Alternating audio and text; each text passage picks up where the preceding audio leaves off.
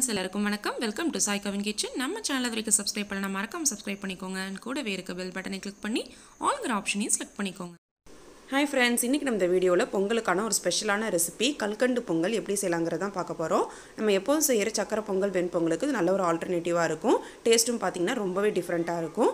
ரொம்பவே ஈஸியான அண்ட் டிஃப்ரெண்ட்டான கல்கண்டு பொங்கலை இப்போ நமக்கு ப்ரெஷர் குக்கரில் தான் செய்ய போகிறோம். வாங்க இப்போ எப்படி செய்யலாங்கிறத நம்ம பார்க்கலாம்.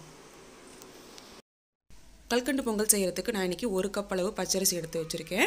பச்சரிசி பார்த்திங்கன்னா இந்த கப்பில் தலை தட்டி 1 கப் எடுத்துருக்கேன். கூடவே பார்த்திங்கன்னா அதே கப்பால் 1 கப் அளவு நல்லா கூம்பாக நான் கல்கண்டு எடுத்து வச்சுருக்கேன். நான் இன்றைக்கி பெரிய கல்கண்டு தான் யூஸ் பண்ணியிருக்கேன். உங்கள்கிட்ட இது இல்லை அப்படின்னா நீங்கள் டைமண்ட் கல்கண்டு கூட யூஸ் பண்ணிக்கலாம். அப்புறம் எடுத்து வச்சுருக்க அந்த பச்சரிசியை நல்லா வாஷ் பண்ணிவிட்டு ஒரு அரை மணி நேரம் தண்ணியில் ஊற வச்சு எடுத்து வச்சுருக்கேன். இப்போ இதை ஒரு குக்கரில் சேர்த்துக்கலாம். 1 கப் அளவு பச்சரிசிக்கு நான் இன்றைக்கி 1 கப் அளவு பால் சேர்த்துக்கிறேன்.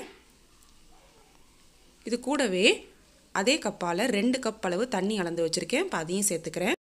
அதாவது எந்த கப்பால் பச்சரிசி எடுத்தோமோ அதே கப்பால் 1 கப் அளவு பால், 2 கப் அளவு தண்ணி சேர்த்துட்டு கூடவே கொஞ்சமாக உப்பும் சேர்த்துட்டு இப்போ லிட்டு போட்டு மூடி வச்சிடலாம். மீடியமான ஃப்ளேமில் 4 விசில் நல்லா வேக வச்சு எடுத்துக்கோங்க. நம்ம பால் சேர்த்துருக்கிறதுனால நல்லா உங்களுக்கு குழைய வெந்து வரும். இப்போ குக்கரில் அரிசி நல்லா வெந்துட்டுருக்கு. அடுத்ததான் இன்னொரு பக்கம் ஒரு பாத்திரத்தில் நம்ம எடுத்து வச்ச கல்கண்டை சேர்த்துக்கலாம். இப்போ இந்த கல்கண்டு கூட ஒரு அரை டம்ளர் அளவு தண்ணி சேர்த்துக்கோங்க. சேர்த்துட்டு இப்போ கல்கண்டு நல்லா கரைஞ்சி வரட்டும். இதுக்கு பாகு பதம் அதெல்லாம் எதுவுமே தேவை கிடையாது.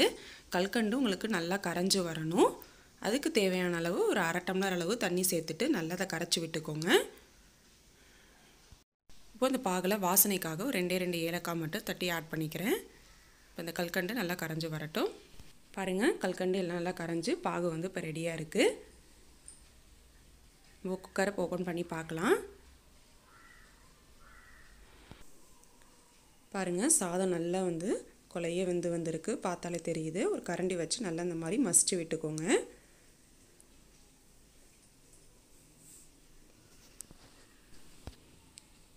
அடுத்ததான் நம்ம இப்போ காய்ச்சி வச்சுருக்க அந்த கல்கண்டு பாகு அதில் ஆட் பண்ணிவிட்டு இப்போ ஸ்டவ் ஆன் பண்ணிக்கலாம்.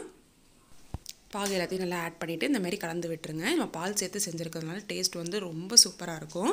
அடுத்ததாக ஒரு சின்ன கடாயில் 2 ஸ்பூன் அளவு நெய் சேர்த்துருக்கேன். இதில் இப்போது நெய் நல்லா மெல்ட் ஆனதுக்கப்புறமா இதில் கொஞ்சம் போல் முந்திரி சேர்த்து நல்லா பொன்னிறமாக வறுத்து எடுத்துக்கலாம். இப்போ இதே மாதிரி இது கூடவே காஞ்ச திராட்சையும் நல்லா உங்களுக்கு நெய்யிலே வறுத்து எடுத்துக்கலாம். பாருங்கள், ஃபஸ்ட்டு கொஞ்சம் தண்ணியாக இருந்த மாதிரி இருந்துச்சு. இப்போ நம்ம பாகெல்லாம் சேர்த்து நல்லா அடுப்பில் வச்சு கிண்ணதுக்கப்புறமா கரெக்டான பதத்தில் இருக்குது. இன்னும் ஆறுனுச்சு அப்படின்னா இன்னுமே கரெக்டாகிடும். இப்போ இது கூட நம்ம வறுத்து எடுத்து வச்சுருக்க முந்திரி பருப்பு திராட்சை ஆட் பண்ணி நல்லா கலந்து விட்டுக்கலாம். இப்போ லாஸ்ட்டாக ஸ்டவ் ஆஃப் பண்ணுறதுக்கு முன்னாடி மேலே ஒரே ஒரு ஸ்பூன் நெய் சேர்த்து கலந்து விட்டுக்கலாம். நெய் ஆட் பண்ணதுக்கப்புறம் பார்த்தீங்கன்னா உங்களுக்கு டேஸ்ட்டும் நல்லா என்ஹான்ஸ் ஆகி கொடுக்கும். உங்களுக்கு பொங்கலும் கரெக்டான கன்சிஸ்டன்சிக்கு நல்லா குலைவாகவும் இருக்கும். ஃப்ரெண்ட்ஸ் பாருங்கள், ரொம்பவே டேஸ்டான டிஃப்ரெண்ட்டான எம்மையான ஒரு பொங்கல் ரெசிபி கல்கண்டு பொங்கல் இப்போ சுட சுட சூப்பராக தயாராகிடுச்சு. பாருங்கள், பார்க்கவே சாப்பிட்ணும் போல் இருக்குல்ல.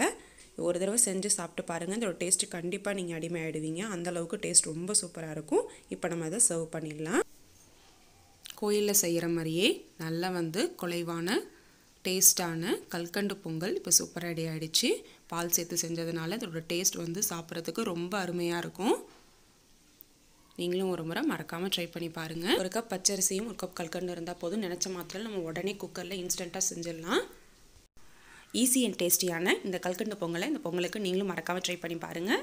ட்ரை பண்ணி பார்த்துட்டு எப்படி இருந்துச்சுன்னு மறக்காமல் கமெண்ட் செக்ஷனில் கமெண்ட் பண்ணுங்கள். சர்க்கரை பொங்கல் கரெக்டான அளவோடு எப்படி செய்யணுங்கிறதுக்கான வீடியோவும் பொங்கல் கூட்டு ஆனக்க வீடியோவும் நான் ஆல்ரெடி நம்ம சேனலில் நான் அப்லோட் பண்ணியிருக்கேன்.